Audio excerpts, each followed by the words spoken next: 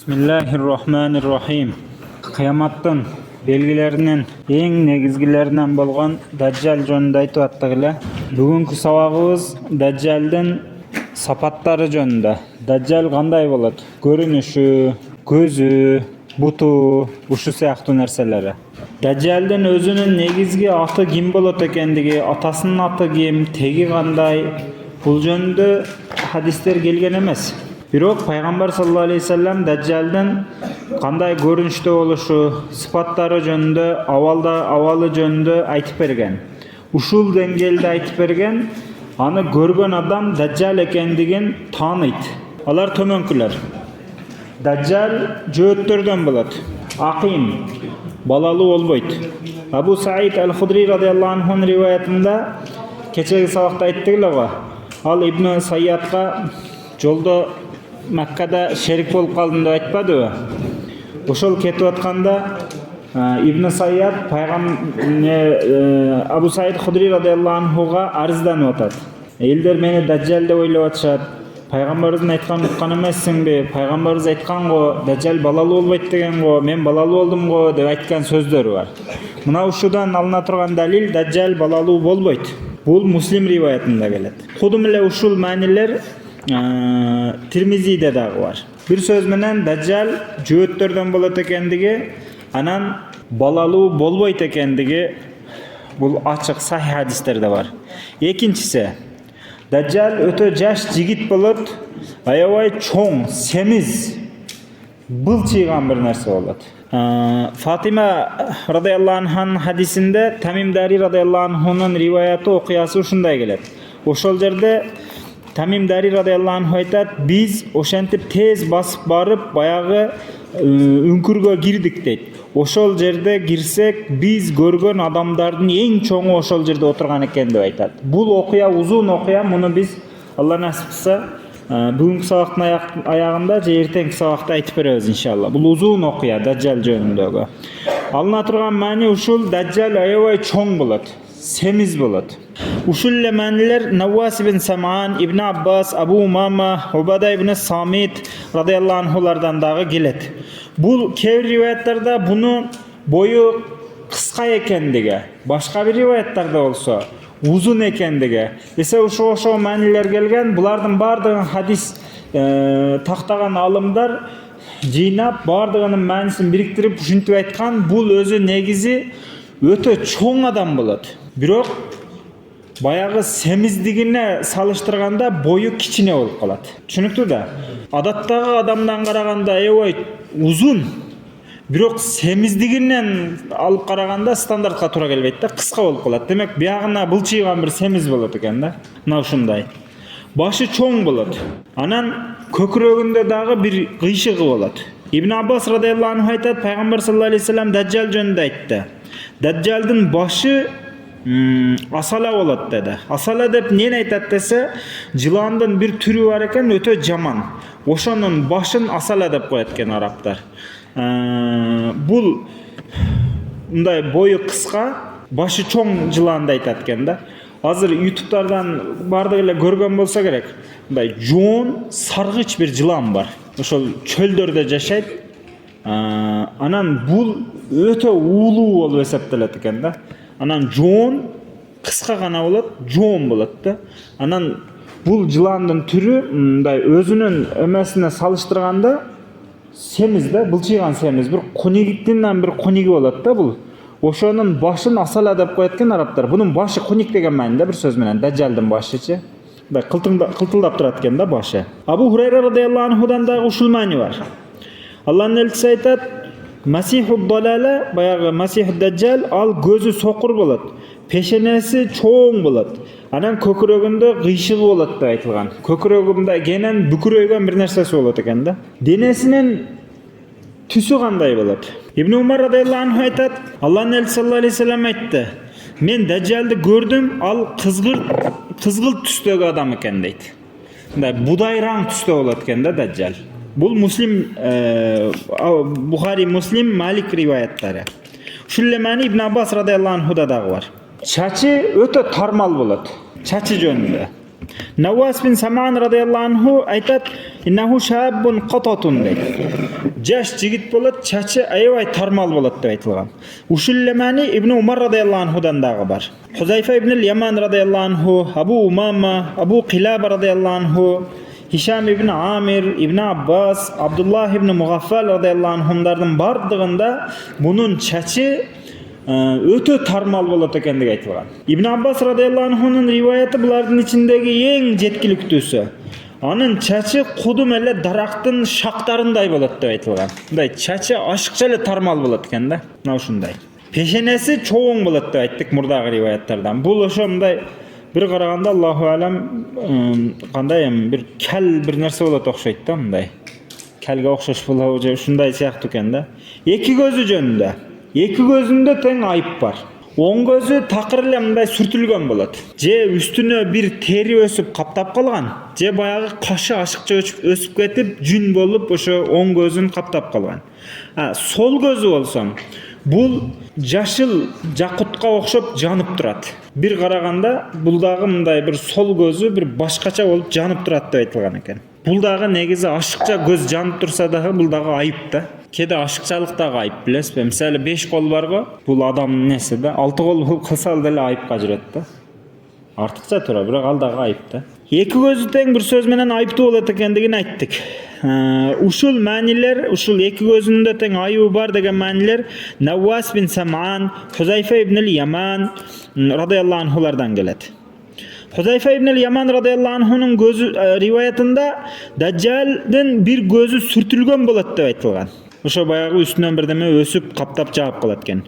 Ибн Умар радыйаллаху анхудан, Убада ибн Самит, Абу Саид ал-Худри радыйаллаху анхудан, Убай ибн Каб, Абу Умама ал-Бахили, Ибн Аббас, Самура ибн Жундуб, Жабир, Абдуллах ибн Мугаффал жана Сафина радыйаллаху анхулардан бунун эки көзүндө тең ушундай проблемасы болот экендиги жөнүндө хадистер бар. Бул риваяттардын кээ бирлери Бухари Муслимде, дагы башкалары Тирмизи Абу Давудда, дагы бирлери башка сахих хадис китептеринде ушундай келген. Демек, эки көзүндө тең Даджалдын айыбы болот. Бир көзү, кайталап айтып атабыз, бир көзү баягындай, оң көзү такыр эле сыланган, үстүнө жүн өсүп кеткенби же бир баягындай көш каптап кеткенби бир нерсе болсо, экинчи көзү бир жакутка окшоп жанып турат деп айттык. Пешенесинде кафир деген жазуу болот Даджалдын. Кафир деген жазуу болот, же каф, фа, ра деген 3 тамга болот. Хузайфа ибн Яман радыйаллаху анху айтат, эки көзүнүн ортосуна Даджалдын кафир деген жазуу болот. Аны ар бир момун окуйт, окушту билгени дагы, билбегени дагы, жазышты билген дагы, билбеген дагы аны окуй алат. Омар ибн Сабит ал-Ансари радыйаллаху анху сахабалардын кээ-бирлеринен риваят кылган. Пайгамбар саллаллаху алейхи вассалам айтты дейт. Пайгамбарыбыз бир күнү Даджал жөнүндө илгерге айтып атып, эки көзүнүн ортосунда кафир деген жазуу болот. Аны ар бир ошол Даджалдын амалын жактырбаган адам окуй алат, же аны ар бир момун окуй алат деп айтылган дейт. Билип алгыла, эч ким араңарда эч ким өлмөйүнчө Раббисин көрө албайт деп пайгамбарыбыз айтты дейт. Ол келип Кудаймын деп атпайбы? Ону көрүп атпайсыңбы? Кудайды өлмөйүнчө көрбөйсүң да. Ушул маанилер Анас радыйаллаху анхудан, дагы Абу Умама, Сафина, Жабир ибн Абдилла радыйаллаху анхулардан ушул келген. Ушул маанилер. Бул риваяттардагы азыр жогоруда айтканыбыздай Ибн Мажа, Ахмад, Табарани, Хаким Мустадрак жана башка хадис китептерде ушундай айтылган. Бул чындап эле пешенесинде кафир деген жазуусу болот мунун. Болгону аны ким окуй алат дагы, ким окуй албайт. Кимдин жүрөгүндө иман болсо ошол окуй алат. Кимге онун амалы жаккан болсо ол жазууларды көрбөйт. Ол жазууларды ол көрбөйт. Буттары жөнүндө Убада ибн Самит радыйаллаху анху айтат: Масих Даджал касирун афхаж. Бою кыска деген өз адамдардан узун өзү, бирок бая семиздигине салыштырмалуу кыска. Анан афхаж болот деп айтылган дейт. Афхаждын мааниси жөнүндө ар кыл түшүндүрмөлөр бар. Бунун бир мааниси мына балтырлардын аралыгы алыс болот. Мындай тайтак болот экен да. Башка бирөөлөр бул афхаж деген сөздү согончоктору алыс, бутунун учтары бири-бирине жакын деп түшүндүргөн экен. Не дейт муну? Муну тойтук дейт муну. Түшүндүңүздөрбү? Кыргызча эки буту учтары бири-бирине жакын, согончогу алыс болсо муну тойтук дейт. Наоборот, согончогу жакын, учтары бири-биринен алыс болсо бармактар, аны тайтак дейт аны. Носы тайтак, мунусу тойтук. Не болсо деле бутунда дажжалдын айып болот экен да, бир түз баса албай турган бир плакат болот экен да. Мына ушундай экен. Бул кимге окшош? Бул окшош болгон адам Абдул Узза ибн Катан. Ибн Умар радыйаллаху анху айтат. Пайгамбар саллаллаху алейхи вассалам айткан ага эң окшош киши Ибн Катан деп айтылган. Бул Бухари Муслим риваятында келет. Ушул лемани Фалтан ибн Асим, Ибн Аббас, Наввас бин Саман радыйаллаху анхулардан дагы келген. Пайгамбар саллаллаху алейхи вассалам аны Абдул Узза ибн Катан ибн Амр ал-Хузаиге окшоткон. Бул же Хузаа урусунан болгон, же яһудилерден болгон, же мушриктерден болгон. Пайгамбарыбыз Даджал кимге окшош деп суралганда, Даджал Абдул Узза ибн Катанга окшош болот деп айтканда. Ал Абдул Узза ибн Катан ошол доордогу сахабалардын көпчүлүгү тааныган бир түрү суук, башка диндеги бир начар адам болгон да. Ошол киши жөнүндө бизге тарыхый булактар мындай ачык маалыматтарды көп берген эмес. Пайгамбарыбыз мен көргөн адамдардын ичиндеги эң окшошу ошол Абдул Узза ибн Катан деп айткан да. Ал бир же мушриктерден болгон, же жөөттөрдөн болгон, же ошондой бир начар адам болгон да, кыскасы бир сөз менен.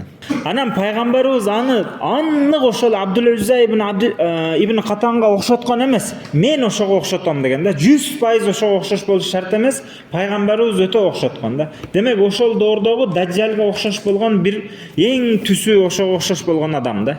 Эшеги жөнүндө өтө тез жүрө турган күчтүү бир эшек минет Даджал. Жабир ибн Абдулла радыйаллаху анху айтат, анын бир эшеги болот, аны ал минип алат. Эки кулагынын ортосу 40 зира болот деп айтылган. 40 чыканак болот деп айтылган. Бул Ахмад Хаким риваяттарында ушундай. Абу Хурайра радыйаллаху анху айтат, Аллахтын элчиси саллаллаху алейхи вассалам айтты. Даджал бир аябай чырайлуу эшекти минип чыгат. Эки кулагынын ортосу 70 зира болот деп айтылган. Акмар деген сөз келген, мен чырайлуу деп котордум. Бунун мааниси ушул экен, эшеги аябай чоң болот экен да, өзүнө ылайыкчы. Баягында чоң адамды көтөрө турганга ылайык эшек дагы керек да.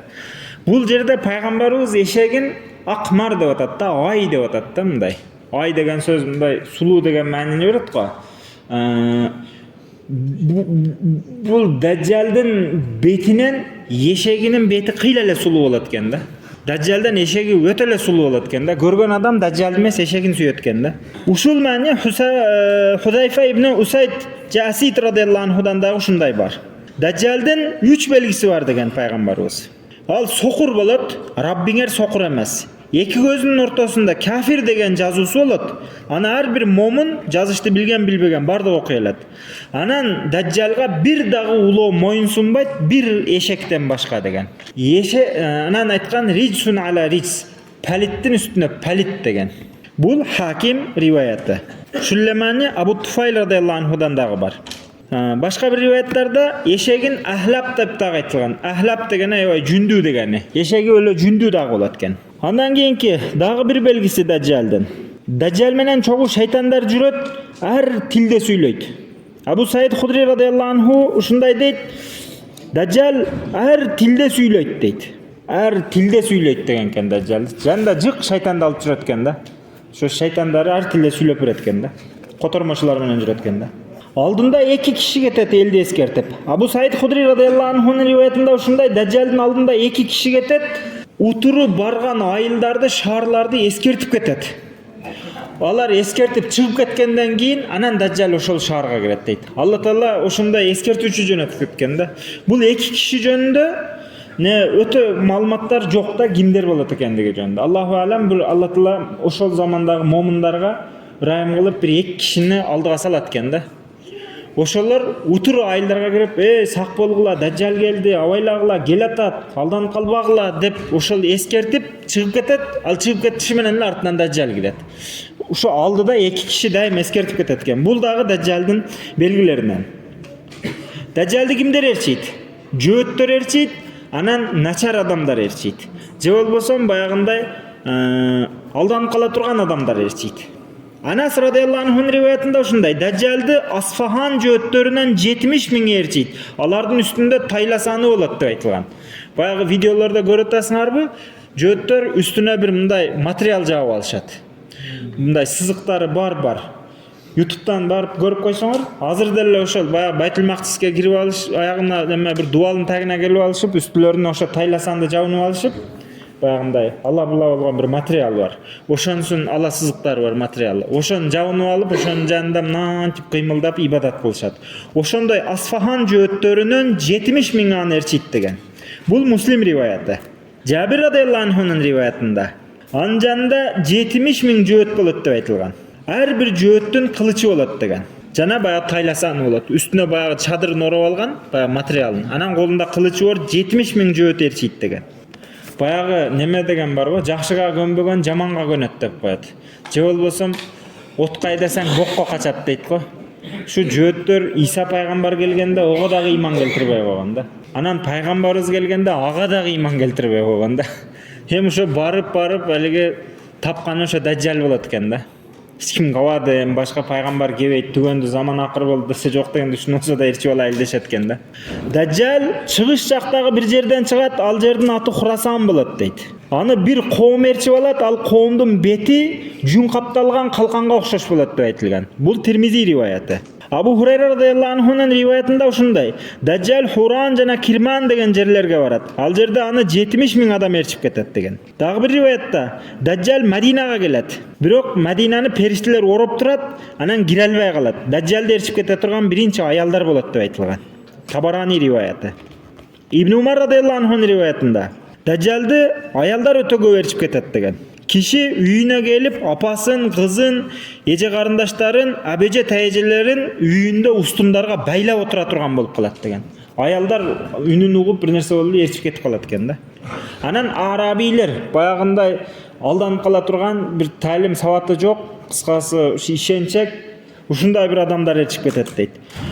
Abu Umama radıyallahu anh'ın hadisinde uşunday, anın fitnesi al Arabiga barıp turup aytat. Men sana ataňy, apaňy tiriltip bersem sen maňa işenesiň, men sen Rabbiň ekenime sen maňa işenesmi, oşony tasdykpaýsynmy degende oba deyt. Ana şaýtandaryň aytat, bir şaýtany gelip oga atasynyň suretinde, başga şaýtany gelip apasynyň suretinde görünet deyt. Anan Allahny tasdyktap ketet. Şaýtandy, Dajjaldy demek kimder erçitken? Uşuga okşoş bayagınday ahlatun nas. Ne dep koyuyoruz ahlat degende? Bayagınday aralaşıp kalan adamlar erçitken de bir bunday talim terbiyeden arkada kalgan, şu jürögünde bekem emes, şunday adamlar erçip ketetken. Allah talam Dajjalın fitnesinden bardığımızı saklasın.